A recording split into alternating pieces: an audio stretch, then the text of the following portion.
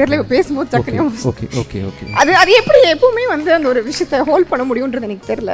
உங்கள் வீடியோஸ் தான் நான் பார்ப்பேன் அந்த கான்ஃபிடன்ஸ். ஸோ ஒரு பூஸ்டாக இருக்கட்டும், ஒரு கான்ஃபிடன்ஸ் பாயிண்ட் நீங்கள் சொல்லணும், நான் என்ன சொன்னேன்? நம்ம லைஃப்பில் நம்ம ஒரு சின்ன பகுதி தான்.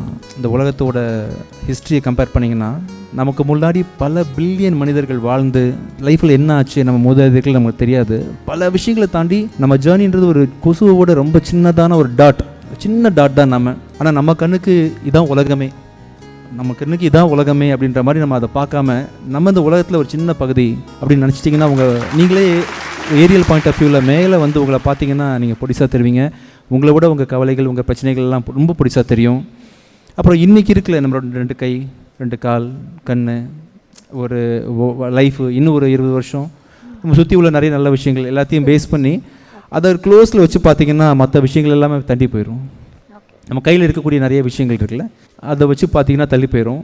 அப்புறம் ரொம்ப அட்டாச்சாக நீங்கள் நிறைய விஷயங்கள் ஃபீல் பண்ணிங்கன்னா ரொம்ப பெயின்ஃபுல்லாக இருக்கும். இது எவ்வளோ நாள் நம்ம கையில் இருக்கும், எப்போ போவோம் அப்படின்ற மாதிரி நிறைய விஷயங்கள் நம்மளை பயன்படுத்தும். கொஞ்சம் டிட்டாச்சாகவும் இருக்க பழகிக்கணும் நிறைய விஷயங்கள்லேருந்து. அது நான் நிறைய உங்கள்கிட்ட தனியாக பேசுகிறேன். ஆக்சுவலாக இந்த மூமெண்ட்டுக்கு அப்புறமா எனக்கு உங்ககிட்ட பேசணும்னு தோணுது. நம்ம ஸ்பெண்ட் பண்ணுவோம் டைமை நிறைய விஷயம். எக்ஸ்ட்ரீம்லி சாரி, ஒரு நல்ல மொமெண்ட்டை வந்து நான் லைட்டாக ஸ்பாயில் பண்ண மாதிரி ஆயிடுச்சு. நீங்கள் உங்களுக்குள்ளேயே தான் விதைச்சிக்கணும் இந்த பாசிட்டிவிட்டியை.